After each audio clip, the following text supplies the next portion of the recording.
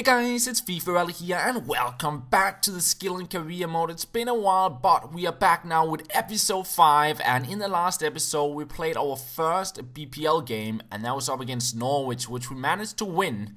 And now we do have our first home game of the season, and we are up against Arsenal. So I was hoping I could maybe get a good result at home ground, even though it's a tough opponent.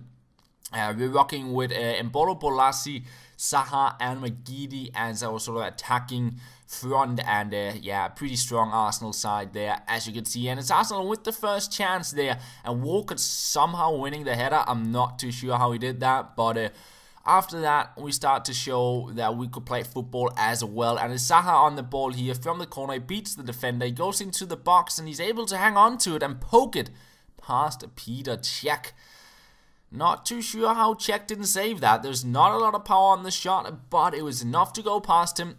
And we go up 1-0, and Zaha continues what he's been doing before in pre-season, scoring goals for us. He seems to be sort of the main man for us in some ways. Sends it in here, and Dyer, of all players, with the bicycle kick, but he couldn't find the target. It could have been a pretty sick goal to bring us up 2-0, and we get more and more chances in this first half. We played really well, and we had Arsenal just on in trouble basically. They couldn't really do too much. But into the second half, Wenger said something to them at halftime, because it just changed. I didn't create anything, and Arsenal was just pressing on, and yeah, here you see how slow Ward is, because Monreal just absolutely outsprinted him, and he sent it in to Giroud, who'd make it 1-1, and Giroud as a substitute did really well because he got another goal. Two header goals within, I don't know, 5 minutes of the game.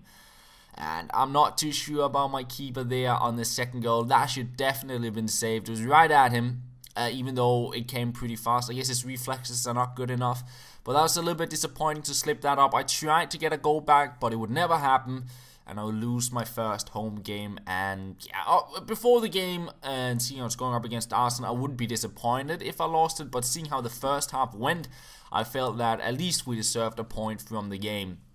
But it didn't happen, and after the match, we got an offer there for Gray to go out on loan, one of our youngsters, and we get another offer in for another one of our youngsters, which is Alassani, and we will send him out on loan as well. It's opened up a little bit of space in our wage budget, which right now I just put like all the transfer budget I got into wages. So we got around 45 to 50,000 in wages and no money to basically buy players with. So we're not really going to do any more transfers in this transfer window unless we sell somebody unexpected.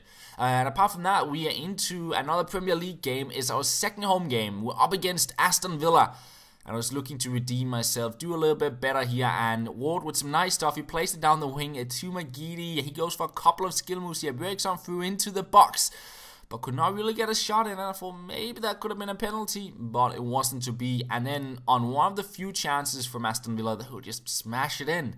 Again, my goalkeeper not doing too well. I don't know, a little bit disappointed, even though it was well placed, to be fair, well placed. But it's just when your opponent gets a shot in on goal, and the first one they get, you want your goalkeeper to be ready and at least save it, because it's harsh to concede that way. But Aston Villa would slip up in the defense, and who's there to get the ball?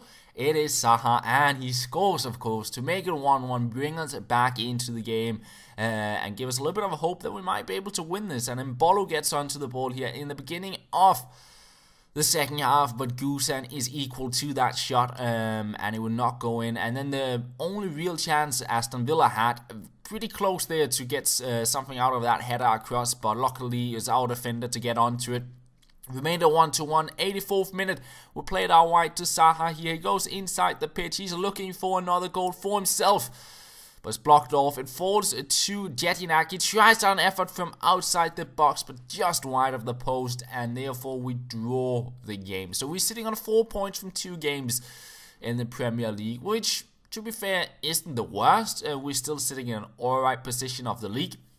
But of course, I'd hope maybe we could have gotten maybe 6 points out of those 3 games. But still, it's looking okay. We're still sort of within an okay position in the league. I think we're in 9th or something like that. So yeah, the European spot is definitely within reach. And apart from that, we are going into the Capital One Cup, and I like these lineups a whole lot better they show here. And as you can see on my lineup, I played the B side somewhat. Arroyo, Erinousi, we got Friars in, Mariappa, Kelly, Punchin and Sako getting playing time as well. And we went with a new goalkeeper choice as well, to try out just some players and see if there's anyone who might show their worth as somebody we could play in our starting lineup when playing in the Premier League.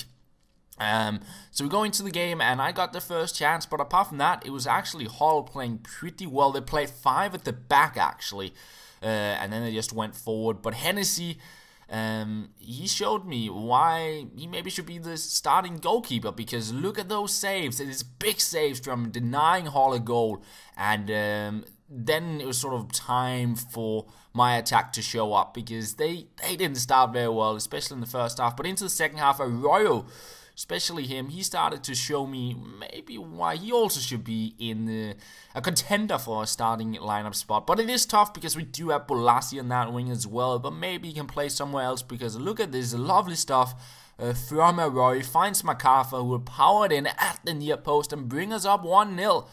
Very, very nice stuff there. And yeah, the second half was ours. I guess maybe the stamina of the Hull players went down a little bit. They couldn't run as much, they couldn't create as much, and in the end we actually do win the game. But Hull, over the full 90 minutes, definitely had a lot more chances, but thanks to Hennessy, we did not concede. So we win in the Capital One Cup, and we'll progress in that. And for now, we're going to end off this episode of the Skill and Career Mode, and I hope to have the next episode out within maybe 2 to 3 days, something like that. But apart from that, I want to say thank you very much for watching. Hope you enjoyed the episode. I will start the next one out with facing Chelsea in the Premier League. So stay tuned for that, and that's pretty much all. Thank you for watching. I'll talk to you guys later.